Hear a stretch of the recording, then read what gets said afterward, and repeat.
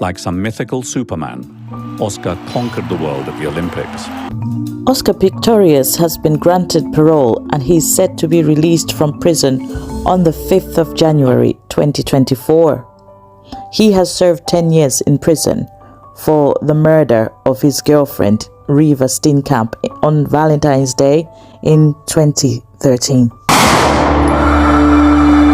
Reva's family did not attend the parole hearing, but they have written a letter and said that they still do not believe Oscar's version of events, to say that he shot at the door of the bathroom where Reva was hiding because he thought robbers had entered the house. She certainly says she does not believe him, but she also said she forgave him for what he did.